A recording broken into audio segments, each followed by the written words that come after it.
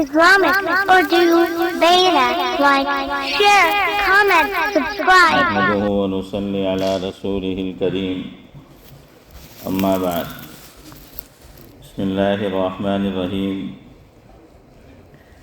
فصل اول مال خرچ کرنے کے فضائل میں اللہ تعالیٰ کے پاک کلام اور اس کے سچے رسول سید البشر صلی اللہ علیہ وسلم کے ارشادات میں خرچ کرنے کی ترغیب اور اس کے فضائل اتنی کثرت سے وارد ہیں کہ حد نہیں۔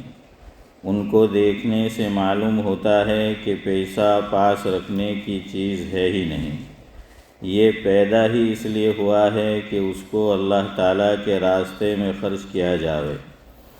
جتنی کثرت سے اس مسئلے پر ارشادات ہیں، ان کا 10واں 20واں حصہ بھی جمع کرنا مشکل ہے۔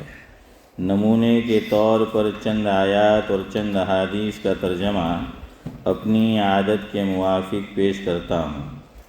اعوذ باللہ من الشیطان الرجیم، بسم اللہ الرحمن الرحیم۔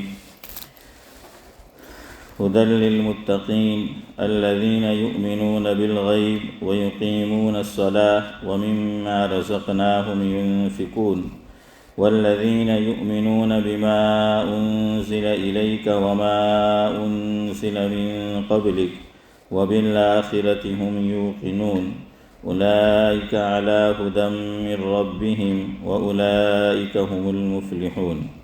ترجمہ: یہ کتاب یعنی قرآن کریم راستہ بتانے والی ہے خدا سے ڈرنے والوں کو، جو یقین لاتے ہیں غیب کی چیزوں پر اور قائم رکھتے ہیں نماز کو، اور جو کچھ ہم نے ان کو دیا ہے اس میں سے خرچ کرتے ہیں، اور وہ لوگ ایسے ہیں جو یقین رکھتے ہیں، ایمان لاتے ہیں اس کتاب پر بھی جو آپ پر نازل کی گئی اور ان کتابوں پر بھی جو آپ سے پہلے نازل کی گئی، اور آخرت پر بھی وہ یقین رکھتے ہیں۔ یہی لوگ اس صحیح راستے پر ہیں جو ان کے رب کی طرف سے ملا ہے، اور یہی لوگ فلاح کو پہنچنے والے ہیں۔ فائدہ: اس آیت شریفہ میں کئی مضمون قابل غور ہیں۔ نمبر 1، راستہ بتانے والی ہے خدا سے ڈرنے والوں کو، یعنی جس کو مالک کا خوف نہ ہو، مالک کو مالک نہ جانتا ہو، وہ اپنے پیدا کرنے والے سے جاہل ہو، اس کو قرآن پاک کا بتایا ہوا راستہ کب نظر آ سکتا ہے؟ راستہ اسی کو نظر آتا ہے جس میں دیکھنے کی صلاحیت بھی ہو۔ جس میں دیکھنے کا ذریعہ آنکھ ہی نہ ہو وہ کیا دیکھے گا؟ اسی طرح جس کے دل میں مالک کا خوف ہی نہ ہو وہ مالک کے حکم کی کیا پرواہ کرے گا؟ نمبر 2، نماز کو قائم رکھنا یہ ہے کہ اس کو اس کے آداب اور شرائط کی رعایت رکھتے ہوئے پابندی اور اہتمام سے ادا کرے، جس کا تفصیلی بیان رسالہ فضائل نماز میں گزر چکا ہے۔ اس میں حضرت ابن عباس رضی اللہ عنہما کا یہ ارشاد نقل کیا گیا ہے کہ نماز کو قائم کرنے سے یہ مراد ہے کہ اس کے رکوع و سجود کو اچھی طرح ادا کرے، ہماتاً متوجہ رہے اور خشوع کے ساتھ پڑھے۔ حضرت قتادہ علیہ الرحمہ کہتے ہیں کہ نماز کا قائم کرنا، اس کے اوقات کی حفاظت رکھنا، اور وضو کا اور رکوع و سجود کا اچھی طرح ادا کرنا ہے۔ نمبر 3، فلاح کو پہنچنا بہت اونچی چیز ہے۔ فلاح کا لفظ جہاں کہیں آتا ہے وہ اپنے مفہوم میں دین اور دنیا کی بہبود اور کامیابی کو لیے ہوئے ہوتا ہے۔ امام راغب اصفہانی علیہ الرحمہ نے لکھا ہے کہ دنیاوی فلاح ان خوبیوں کا حاصل کر لینا ہے جن سے دنیاوی زندگی بہترین بن جاوے، اور بقا اور غنا اور عزت ہے، اور اخروی فلاح 4 چیزیں ہیں۔ وہ بقا جس کو کبھی فنا نہ ہو، وہ تونگری جس میں فقر کا شائبہ نہ ہو، وہ عزت جس میں کسی قسم کی ذلت نہ ہو، وہ علم جس میں جہالت کا دخل نہ ہو۔ اور جب فلاح کو مطلق بولا گیا تو اس میں دین و دنیا دونوں کی فلاح آ گئی۔ بسم اللہ الرحمن الرحیم۔ لیس البر ان تولوا وجوہکم قبل المشرق والمغرب ولكن البر من آمن بالله واليوم الآخر والملائكة والكتاب والنبيين وآتى المال على حبه ذوي القربى واليتامى والمساكين وابن السبيل والسائلين وفي الرقاب وأقام الصلاة وآتى الزكاة۔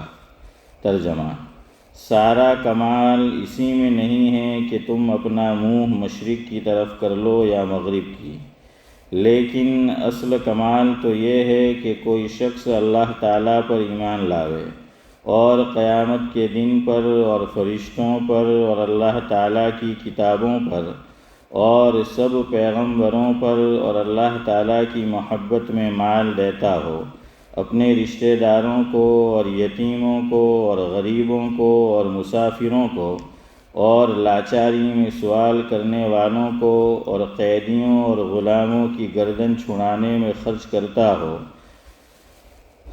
اور نماز کو قائم رکھتا ہو اور زکوٰۃ کو ادا کرتا ہو کہ اصل کمالات یہ چیزیں ہیں۔ آیت شریفہ میں ان کی بعض اور صفات کا ذکر فرما کر ارشاد ہے کہ یہی لوگ سچے ہیں اور یہی لوگ متقی ہیں۔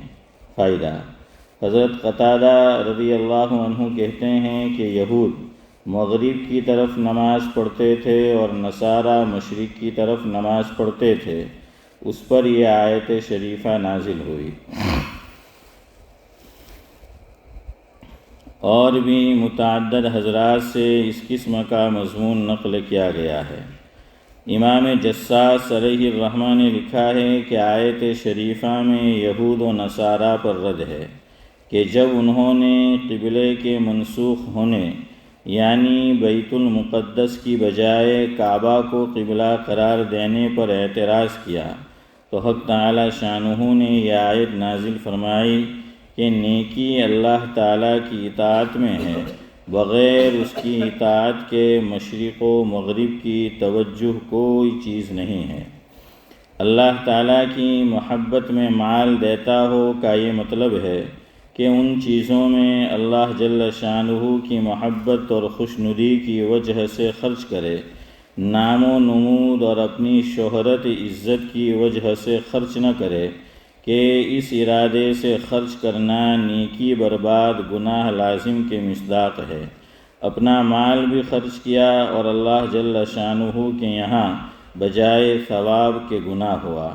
حضور اکرم صلی اللہ علیہ وسلم کا ارشاد ہے کہ حق تعالی شانہ تمہاری صورتوں اور تمہارے مالوں کی طرف نہیں دیکھتے کہ کتنا خرچ کیا، بلکہ تمہارے اعمال اور تمہارے دلوں کی طرف دیکھتے ہیں کہ کس نیت اور کس ارادے سے خرچ کیا۔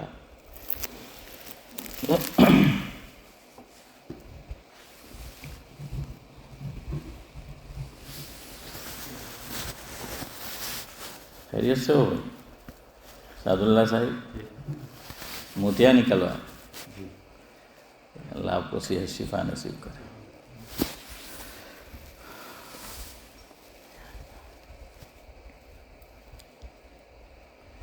خدمت میں آپ کی عرض یوں ہے، خدمت میں آپ کی عرض یوں ہے،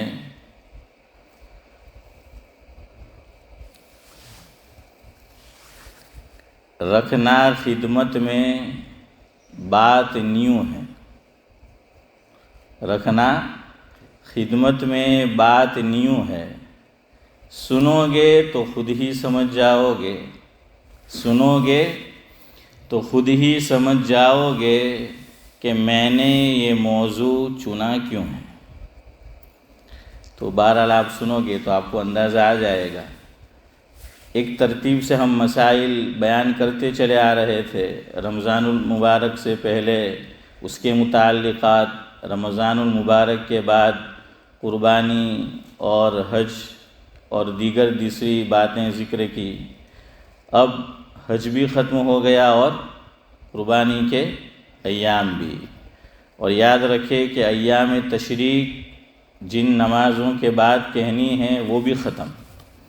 اب انشاءاللہ آئندہ سال اللہ سب کو سلامت رکھے، زندہ رکھے، صحت عافیت کے ساتھ رکھے، تو مغرب کے بعد اب تکبیر تشریق نہیں پڑھنا ہے.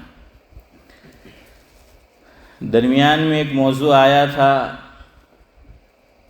قبر کے تعلق سے اور انتقال کے بعد میت کی فوٹو لینے کے تعلق سے.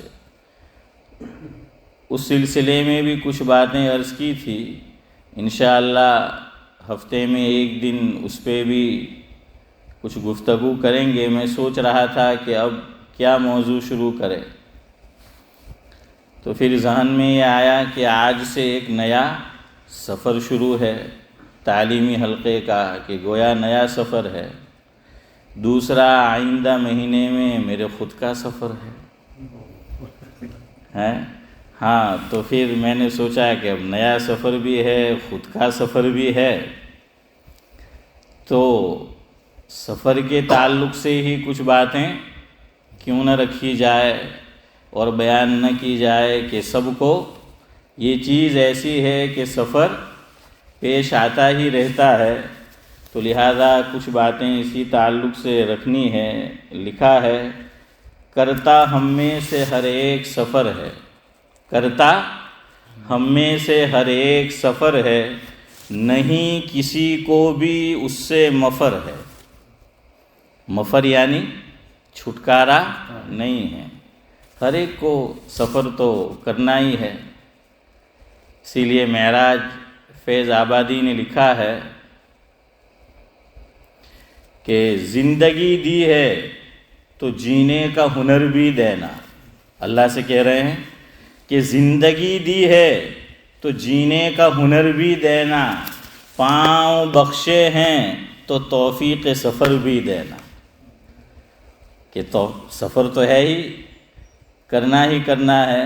تو زندگی دی ہے تو جینے کا ہنر بھی دینا، پاؤں بخشے ہیں تو توفیق سفر بھی دینا. میں تو گنگا تھا تو نے ہی بولنا سکھایا. اللہ سے کہہ رہے ہیں میں تو گنگا تھا تو نے ہی بولنا سکھایا، اب میں جو بولوں گا تو باتوں میں اثر بھی دینا. کتنی پیاری بات کہی ہے. اب جو میں بولوں گا تو باتوں میں اثر بھی دینا. تو سفر تو ہے ہی، زندگی مستقل ایک سفر ہے نا. ہاں، زندگی مستقل ایک سفر ہے. ویسے بھی زندگی مستقل ایک سفر ہے، ویسے بھی زندگی مستقل ایک سفر ہے. یہ دنیا منزل نہیں بس ایک راہ گزر ہے. یہ دنیا منزل نہیں بس ایک راہ گزر ہے. حضرت مولانا طارق جمیل صاحب دامت برکاتہم العالیہ ایک شعر پڑھتے رہتے ہیں، آپ نے بھی سنا ہوگا. اس میں بھی شاعر نے یہی بات کہی ہے کہ سفر ویسے بھی زندگی سفر ہے اور انسان کو تو سفر کرنا ہی کرنا ہے. اور اللہ کے نام پر تبلیغ کے لیے سفر ہو، دین کے لیے تو پوچھنا ہی کیا.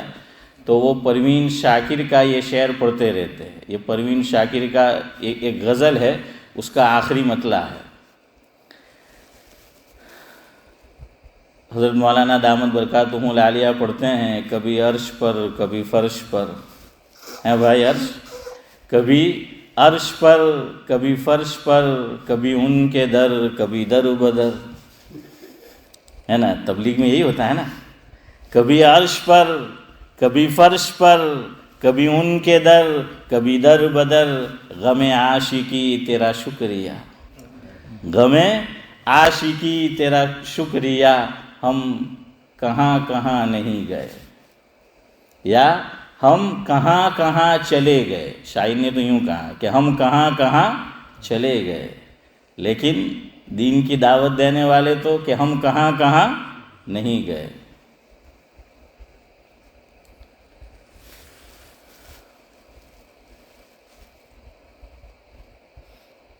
اور اقبال نے کہا ہے اسی تبلیغ کے تعلق سے کہ کہاں کہاں نہیں گئے.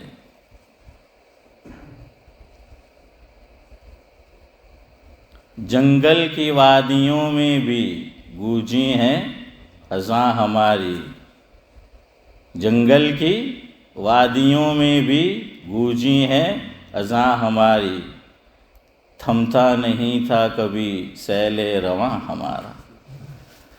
تو بہرحال سفر تو ہے ہی، سب کو جو ہے وہ کرنا ہے. شریعت میں سفر کے مستقل احکام ہے، شریعت میں سفر کے مستقل احکام ہے، دینا اسی کے مطابق عبادت کو انجام ہے. یاد رکھیو، ہاں شریعت کے بھی سفر کے بھی مستقل احکام ہے. یہ نہیں کہ میری اور آپ کی مرضی میں جو آیا کر لیا. اور ہمارے امام حضرت امام ابو حنیفہ علیہ الرحمہ کے یہاں تو سفر میں قصر کرنا واجب ہے. یاد رکھیو، سفر میں قصر کرنا یہ واجب ہے. کب؟ جب اکیلے نماز پڑھے یا سب مسافر پڑھے، ورنہ جماعت سے پڑھیں گے تو نماز پوری پڑھنی ہے. لیکن اکیلے نماز پڑھے یا امام کون ہے؟ مسافر ہے. انشاءاللہ سب مسائل آئیں گے وہ کہ پھر کیسے نماز پڑھنی ہے. کبھی امام مسافر ہوتا ہے اور پیچھے مقتدی کیا ہوتے ہیں؟ مقیم ہوتے ہیں. تو اب وہ مقیم ہے، امام نے تو سلام پھیر دیا، اب نماز کو کس طرح پڑھنا ہے؟ آپ کتابوں میں پڑھیں گے تو اس مسئلے میں آپ حیران اور پریشان ہو جائیں گے. علماء نے شوکت بھائی جو باتیں لکھی ہیں سمجھ میں ہی نہیں آتی اس مسئلے میں کہ اب کیسے نماز پوری کرے. ویسے ایک طریقہ ہم کو معلوم ہے، لیکن اگر آپ علمی بحث پڑھیں کہ علماء نے پھر مستقل بحث کی کہ امام تو فارغ ہو چکا نماز، اب پیچھے جو ہے وہ مقیم ہے، تو انشاءاللہ آپ کو اس کی ایک جھلک پیش کریں گے. ورنہ پوری کی پوری بات تو شاید آپ کو بھی سمجھ میں نہ آئے. تو بہرحال مستقل احکام ہے، اس لیے یاد رکھو، اکیلے نماز پڑھ رہے ہو اور امام ابو حنیفہ علیہ الرحمہ کے پیروکار ہو اور پوری نماز پڑھ لو گے تو نماز نہیں ہونے کی. ایک صورت میں ہوگی تو اس کے لیے کچھ انتظار کرو. ہاں جب بات ہوگی تب ہوگی کہ کس صورت میں جو ہے چودھری صاحب نماز جو ہے وہ ہوگی، وہ انشاءاللہ آپ کو بتائیں گے. لیکن آج کی مجلس میں آپ کو مسائل نہیں، حضور کی سنت بتاؤں گا سفر کی، جو میرے اور آپ کے کام کی چیز ہے. یہ مسئلہ یہیں باقی رکھتا ہوں. علماء نے لکھا ہے سفر میں پہلے کس کا خیال کرے، کس چیز کا، اور آپ صلی اللہ علیہ وسلم کا عمل کیا تھا. اور دو بڑے عالم دین، ایک ان میں دنیا سے جا چکے ہیں، اللہ تعالیٰ ان کو غریق رحمت کرے، اور دوسرے ابھی بقید حیات ہے، اللہ تبارک و تعالیٰ ان کا سایہ بعافیت ہمارے سروں پر تادیر قائم رکھے. آگے دونوں کے نام انشاءاللہ آئیں گے. لہذا جاننا مسائل اس کے ضروری ہے. کس کے؟ سفر کے. لہذا جاننا مسائل اس کے ضروری ہے، بنا اس کے عبادت رہتی ادھوری ہے. چلے کرتے مسئلے کی بسم اللہ ہے، چلے کرتے مسئلے کی بسم اللہ ہے، مدد کرنے والی ذات یہ اللہ ہے. حضرت مولانا محمد منظور نعمانی صاحب نور اللہ مرقدہ کی مشہور زمانہ تصنیف، جس کا نام ہے معارف الحدیث. معارف الحدیث میں جو 5ویں جلد ہے، والیوم نمبر 5، اللہ جزائے خیر دے حضرت مولانا مرحوم کو، اتنی ضخیم ہے سعد اللہ صاحب، اور اس میں حضور کی ساری دعائیں بیان کی ہے. پوری کتاب اسی پر ہے کہ کب کون سی دعا پڑھنی ہے، کیا پڑھنا ہے، کیسے پڑھنا ہے، کب پڑھنا ہے. اور حضور کی دعاؤں کی تاثیر کیا ہے وہ انہوں نے ذکر کیا ہے۔ ہم تو اس کو بہت معمولی سمجھتے ہیں، بلکہ پہلے تو پڑھتے ہی نہیں۔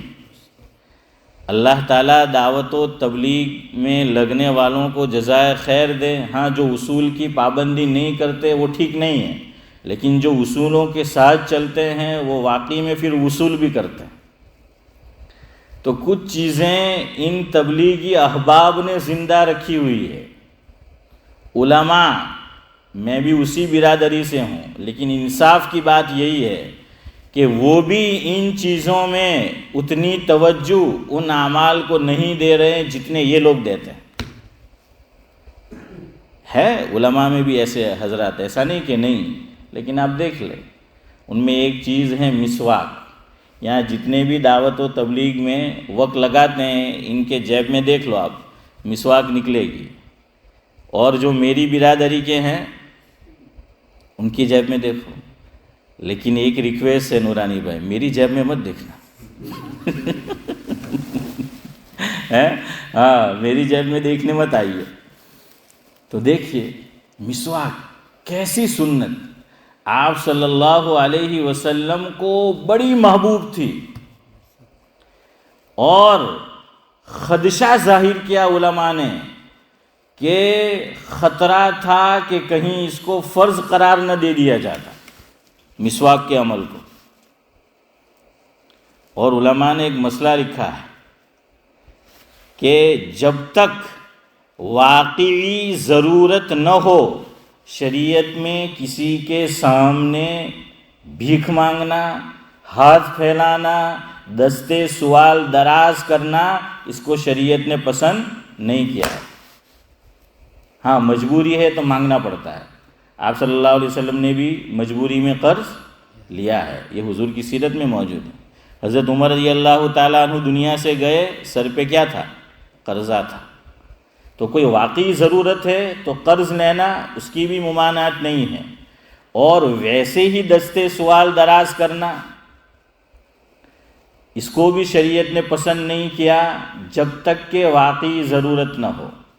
اسی لیے 4 امام، ائمہ اربعہ جن کو کہتے ہیں، ان میں چوتھے نمبر کے امام حضرت امام احمد بن حنبل رحمۃ اللہ علیہ، تو ان کے حالات میں لکھا ہے، جس کا مفہوم اور خلاصہ یہ ہے کہ وہ اللہ رب العزت سے من جملہ اور دعاؤں کے ایک دعا یہ کیا کرتے تھے حسن بھائی؟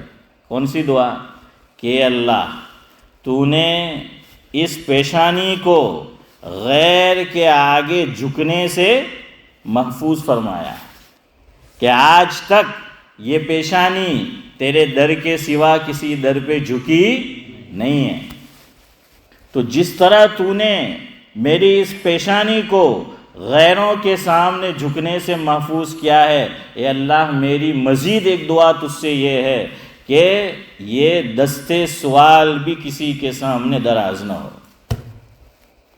کہ مجھے کسی تیرے علاوہ کسی کے آگے ہاتھ پھیلانے کی نوبت نہ ہے۔ میں پھر کہوں، ضرورت ہو مانگو، حضور سے بھی ثابت ہے، صحابہ کرام سے بھی، لیکن بلا ضرورت پسند نہیں کیا گیا۔ لیکن ایک مسئلہ ہے، صرف ایک مسئلہ، کہ اس میں بلا ضرورت بھی آپ سوال کر سکتے ہیں، اور وہ کیا ہے؟ کسی سے مسواک کا سوال کرنا ہے۔ اسماعیل چچا، وہ کون سی چیز ہے؟ مسواک۔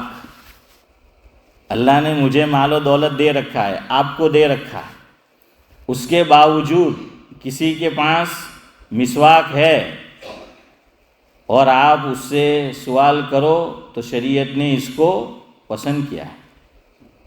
اتنی جو ہیں وہ محبوب چیزیں، اور اللہ کے نبی صلی اللہ علیہ وسلم دنیا سے جاتے جاتے بھی، ہاں ہے نا چودھری صاحب، امی جان حضرت عائشہ رضی اللہ، بخاری شریف کی روایت ہے، مفہوم ہے، ان کے بھائی آئے، ان کے ہاتھ میں مسواک دیکھی اور حضور کا چہرہ کھل گیا، اور حضور کچھ سوال کرنا چاہ رہے تھے لیکن زبان ساتھ نہیں دے رہی تھی، لڑکھڑا رہی تھی۔ دیکھیے یہ چیز اصل ہے، علماء نے لکھی، میاں بیوی کو اپنا رشتہ قائم رکھنا ہے، اس میں سب سے ضروری چیز ہسبینڈ وائف کا مزاج سمجھے اور وائف ہسبینڈ کا مزاج شناسی، شوہر کو کیا پسند ہے کیا ناپسند ہے شریعت کے دائرے میں رہتے ہوئے، بیوی کو کیا پسند ہے کیا ناپسند ہے شریعت کے دائرے میں رہتے ہوئے، مزاج شناسی دونوں کے اندر اگر آ گئی تو یہ رشتہ دن بدن مضبوط سے مضبوط تر ہوتا چلا جائے گا، اور اگر مزاج شناسی نہیں ہے تو پھر ختم۔ اور ہمارے یہاں یہی مسئلہ ہوتا ہے، اور مزاج ایک دم شادی کے بعد نہیں بنتا، اس لیے دونوں فیملی کو اس کا خیال رکھنا چاہیے دونوں طرف سے کہ بھئی آپس میں آ کر اگر وہ شکایت ایک دوسرے کی کرتے ہیں ان کو وقت دو، چونکہ الگ الگ گھر سے آئے ہیں، الگ خاندان سے آئے ہیں، یا کبھی ایک خاندان سے بھی آئے ہیں، لیکن کچھ نہ کچھ فرق جو ہے وہ رہن سہن میں، کھانے پینے میں، اٹھنے بیٹھنے میں وہ ہوتا ہے۔ تو مزاج شناسی یہ بڑی چیز ہے، وقت نہیں ہے، ورنہ اس پہ بھی میں آپ کو حضور کی سیرت سے اور صحابہ کی سیرت سے کچھ واقعات سناتا آپ کو کہ مزاج شناسی کیسی تھی ان لوگوں کے اندر۔ تو یہاں حضرت عائشہ مزاج شناس، حضور بول نہیں پائے، حضرت عبد الرحمن آگے سے آ رہے ہیں اور ان کے ہاتھ میں ان کے پاس مسواک ہے، اور حضور کی نگاہ ٹک ٹکی نگاہ اس پہ آ کر جم گئی، نگاہ ہٹ نہیں رہی ہے۔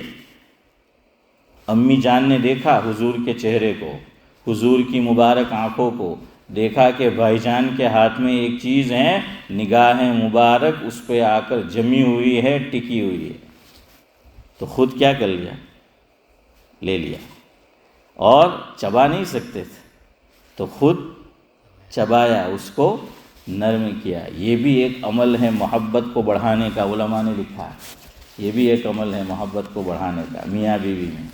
اس کو جھوٹا بولتے ہیں، کیا بولتے ہیں؟ ایک دوسرے کا منہ لگا ہوا کھانا یا پینا، لیکن خاص طور سے جہاں میں اور آپ رہ رہے ہیں اس کو معیوب سمجھا جاتا ہے۔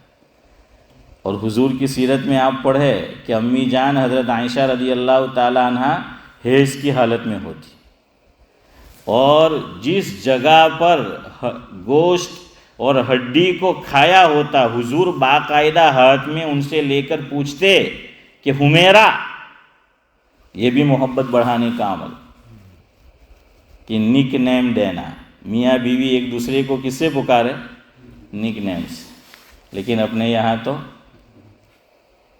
ہے حسن بھائی، نک نیم بھی ہوتا ہے تو ایسا کہ محبت کیا بڑھاتا، نفرت بڑھتی ہے۔ گجی ہم کہیں گے، دبڑی ہیں،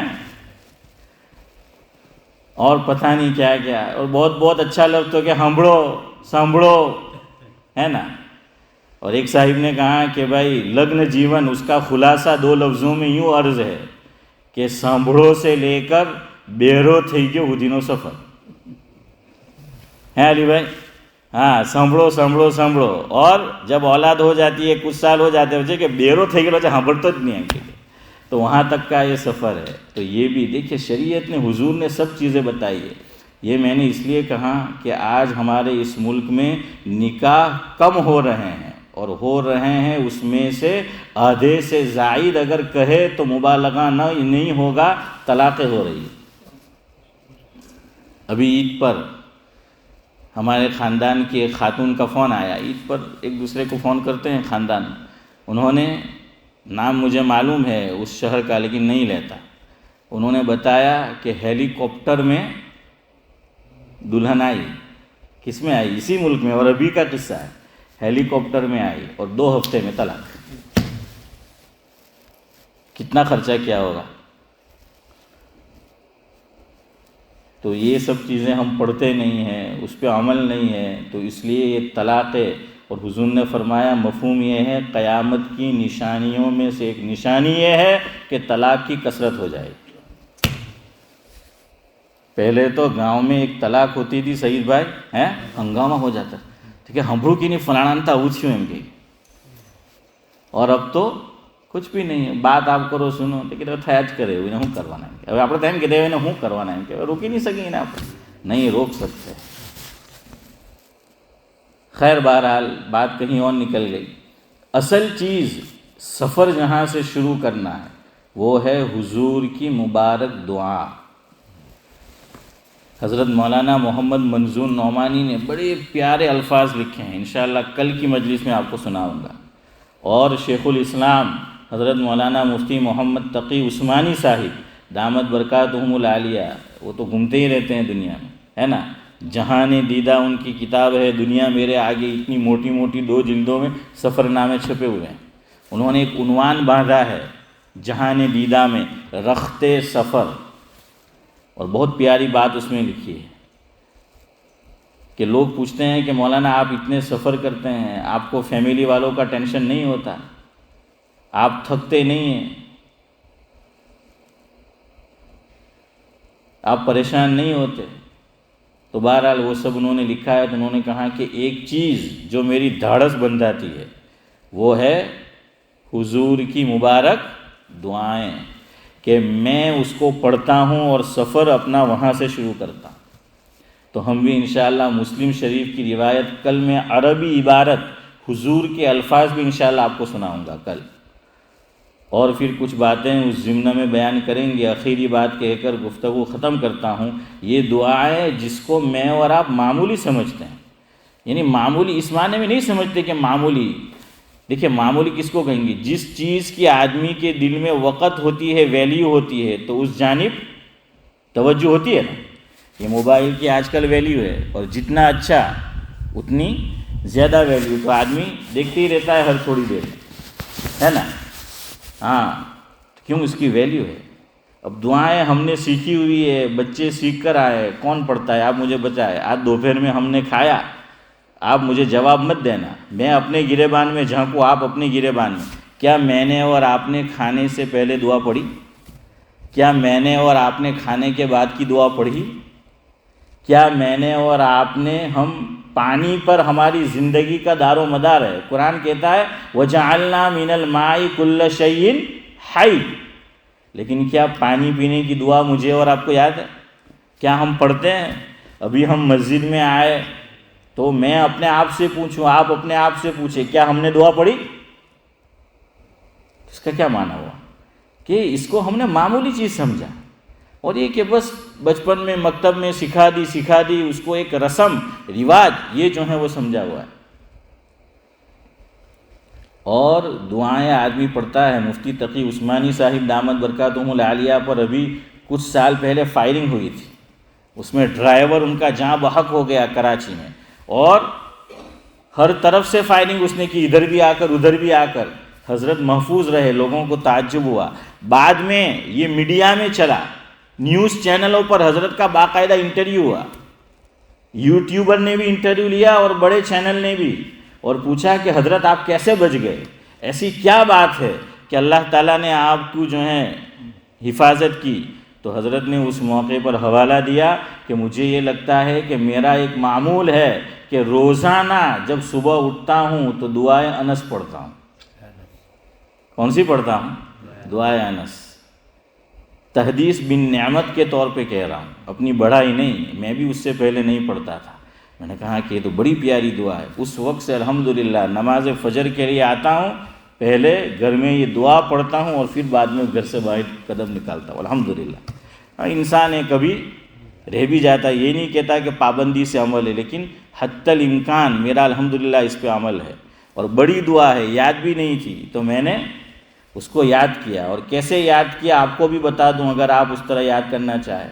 گاڑی میں گھر سے مسجد، مسجد سے گھر آنے کا، تو وہ کتاب کھول کے سائڈ پہ رکھ دی تھی کہ وہ لے تو بھی پرابلم ہے کہ ڈرائیونگ کہیں ادھر ادھر نہ ہو جائے. تو الحمدللہ آتے جاتے تھوڑا تھوڑا تھوڑا کر کے کیا کر لیا، پوری دعا یاد کر لی. اب دعا یاد کر لی، اس کو یاد رکھنے کا طریقہ یہ ہے کہ روزانہ اس کو کیا کرو، پڑھتے رہو. جس چیز کو یاد رکھنا ہو عمل میں لے آؤ.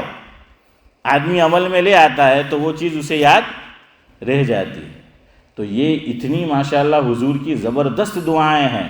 لیکن ہم ایک وجہ مفتی تقی عثمانی صاحب دامت برکاتہم العالیہ نے یہ بھی بیان فرمائی کہ ہم مسنون دعاؤں کی طرف اتنی توجہ کیوں نہیں دیتے. فرمایا اس کی وجہ یہ کہ ہمیں میننگ معلوم نہیں، ترجمہ نہ استاد جی نے ہمیں سکھایا، نہ ائمہ حضرات نے سکھایا اس میں بھی شامل ہوں ہیں، اور نہ ہم نے دعوت و تبلیغ کے کام میں جا کر ترجمہ، ہاں دعائیں تو سیکھی، ترجمے کے ساتھ نہیں سیکھی، نہ گھر میں ماں باپ نے سکھایا، نہ خانقاہ میں شیخ نے سکھایا۔ ترجمہ پڑھیں گے تو اس کی ویلیو پتہ چلے گی کہ اللہ کے نبی نے کیا کیا مانگا۔ تو میں آپ کو بتا رہا تھا کہ تبلیغی جماعت کے احباب جس چیز کو زندہ رکھے ہوئے ہیں ان میں ایک مسواک، دوسرا یہ مسنون دعا ہے۔ دیکھنا ان کے جیب میں یا جو وہ جھولا لے کے جاتے ہیں تو اس کے اندر کیا ہوتی ہے؟ مسنون دعا کتاب ہوتی ہے نا، ہاں، اور اب تو موبائل ہے، دنیا بھر کی چیزیں رکھتے تو وہ بھی رکھو، تو اب تو وہ بھی جو ہے وہ بچ جائے گا۔ تو اخیری بات، مولانا منظور نعمانی صاحب اپنا تجربہ انہوں نے معارف الحدیث میں لکھا کسی ایک جلد میں، کہ جب وہ غیر مسلموں کے ساتھ بھی حضرت کا اٹھنا بیٹھنا ہوتا تھا، بہت رہا ہے مولانا منظور نعمانی، چونکہ لکھنؤ میں رہتے تھے، تو فرمایا کہ غیر مسلموں کے ساتھ میرا اٹھنا بیٹھنا بہت رہا ہے اور اس میں بات رکھنے کا موقع بھی ملا ہے۔ تو جب کبھی کوئی غیر مسلم، حضرت فرماتے ہیں، مجھ سے یوں کہتا کہ تمہارے نبی کا کچھ تعارف کراؤ، حالانکہ وہ سب کے نبی، اور اسلام کا تعارف کراؤ، یا کبھی انہوں نے مطالبہ نہیں کیا لیکن کہاں گیا کہ آپ اسلام کیا ہے وہ پیش کرو، تو فرمایا کہ میں عام طور پر زیادہ تر ادھر ادھر کے بیانات نہیں کرتا، میں نان مسلموں کے مجمع میں، جس میں مسلمان بھی ہوتے تھے لیکن نان مسلم خاص طور سے، اس میں حضور کی معثور، منقول، مقبول دعائیں میں ان کو سناتا تھا اور ترجمے کے ساتھ سناتا تھا۔ تو فرمایا کہ میں نے دو میں سے ایک بات دیکھی، حضرت نے لکھا ہے معارف الحدیث میں، کہ یا تو وہ بندہ بعد میں چل کر معصورہ دعا کی برکت سے مسلمان ہو گیا، بعض لوگ، اور اگر کوئی مسلمان نہیں بھی ہوا تو حضور کی ان دعاؤں سے بڑا متاثر ہوا۔ اللہ کرے کہ ہم تو ان الذین آمنوا ہیں، آپ میری بات سے نہیں لیکن حضور کے مبارک عمل دعاؤں سے متاثر ہو ہیں اور اس پر عمل کی توفیق ہو۔ سبحان اللہ و بحمدہ، سبحانک اللہم و بحمدک، نشہد ان لا الہ الا انت، نستغفرک و نتوب۔